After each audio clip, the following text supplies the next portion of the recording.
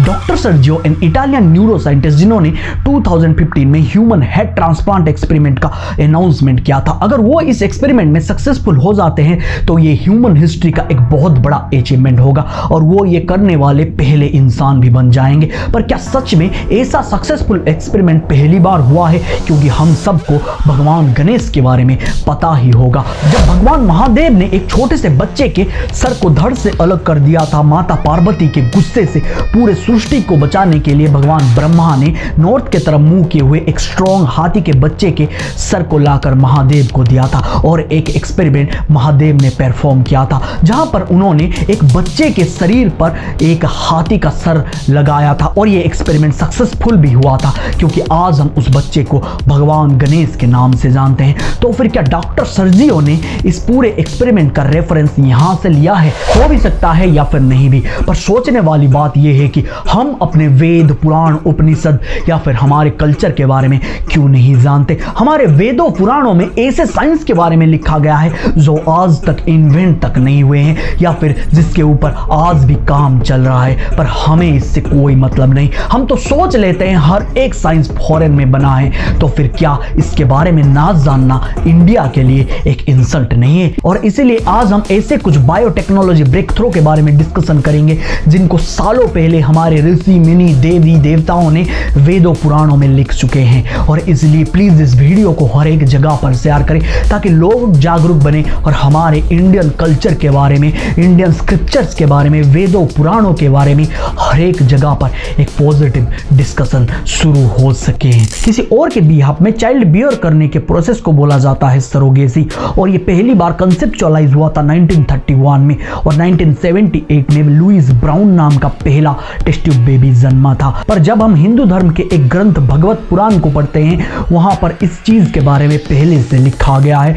जब कंस ने वासुदेव और देवकी को प्रिजन में रखा था, एक एक करके उनके हर एक बच्चे को वो मार देता था। 6th फीमेल चाइल्ड को मारने के बाद जब देवकी फिर से प्रेग्नेंट हुई तो सारे देवों ने मिलकर जोगमाया के पास गए। जोगमाया देवी ने देवकी के वाम से फिटस को निकाला और वासुदेव की दूसरी पत्नी रोहिणी देवी के गर्भाशय में उसे स्थापित किया और जिस बच्चे को आज हम बलराम के नाम से जानते हैं। सिर्फ हेड ट्रांसप्लांट नहीं, सरोगेसी की बात नहीं, हमारे वेदों पुराणों में जेनेटिक इंजीनियरिंग की भी बहुत सारे एग्जाम्पल मिलते हैं। जब दक्षा नाम का एक राजा अपने एक यज्ञ स्थल पर देवी सती को तो इनवाइट करता है पर महादेव को नहीं। सारे लोगों के सामने वो देवी सती को इंसल्ट करता है और इसी वजह से देवी सती ने उसी यज्ञ कुंड में अपने आप को समर्पित कर देते हैं। और इस बात का पता चलने पर महादेव अपने ही बालों से एक डार्क सोल को बनाते हैं जो डार्क था, इविल था, फायरी हेयर के साथ उसके 3 आंख थे। और क्या ये एक इंस्टेंस नहीं है जहां पर महादेव ने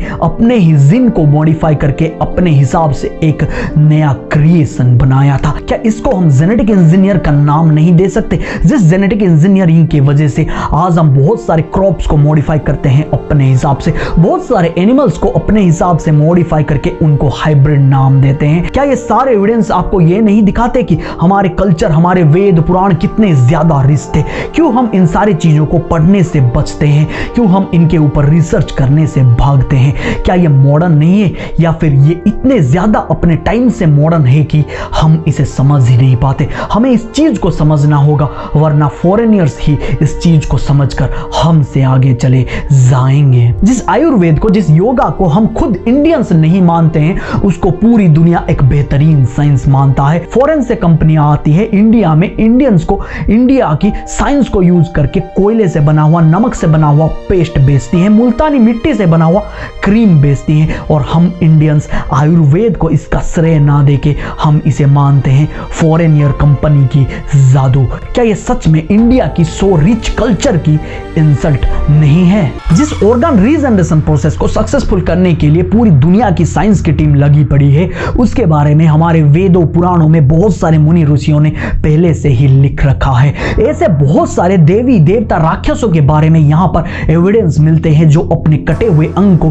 फिर से उगा सकते थे। और इसी चीज को हम ऑर्गन रीजनरेशन ना कहे तो क्या कहे? 1952 में पहली बार थॉमस जे किंग ने टेडपोल लार्वा का क्लोन किया था और यह साइंस आज तक इतना ही ज्यादा आगे बढ़ पाया है कि इससे छोटे छोटे जानवरों को क्लोन किया जा सकता है। पर इसका एक बहुत बड़ा एविडेंस महाभारत में हमें दिखता है जब गांधारी ने 2 ईयर प्रेगनेंसी के बाद मास ऑफ फ्लेश को प्रोड्यूस किया और जिसको ऋषि व्यास ने 100 पार्ट्स में डिवाइड किया और उसे एक पोट के अंदर रखकर पूरे 2 साल उसके ऊपर रिसर्च किया और उसके बाद एक एक पार्ट से एक एक ह्यूमन का एग्जिस्टेंस हुए जिनको आज हम कौरव के नाम से जानते हैं। क्या वो फ्लेश स्टेम सेल नहीं थे जिसको कि ह्यूमन एम्ब्रियो से निकाला गया था और इसी स्टेम सेल कटिंग प्रोसेस की वजह से आज क्लोनिंग करना पॉसिबल हो पा रहा है।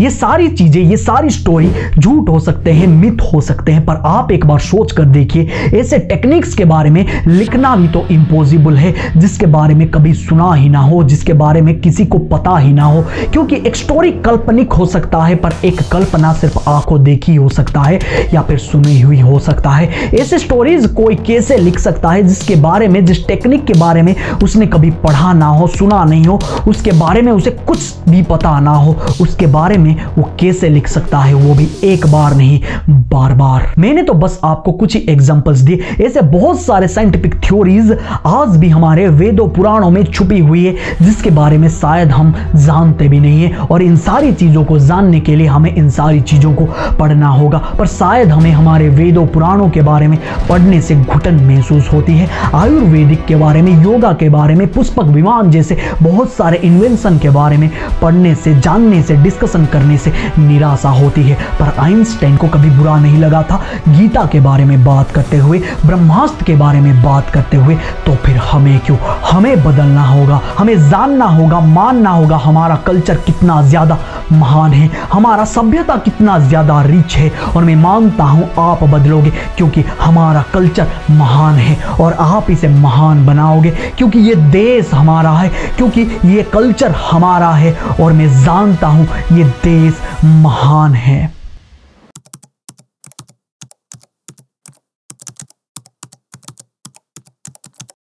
और बस आज के लिए इतना ही। और आज के इस वीडियो में अगर आपको थोड़ा सा भी सेंस दिखाओ, पॉजिटिव अप्रोच दिखाओ, तो इस वीडियो को हर एक जगह पर शेयर करें और मैं ऐसे ही क्वालिटी कंटेंट्स आपको प्रोवाइड करता रहूंगा। इसलिए इस चैनल को सब्सक्राइब करने के लिए, मुझे सपोर्ट करने के लिए यहाँ पर क्लिक करें और ऐसे और ज़्यादा पॉजिटिव वीडियोज़ को देखने के लिए यहाँ पर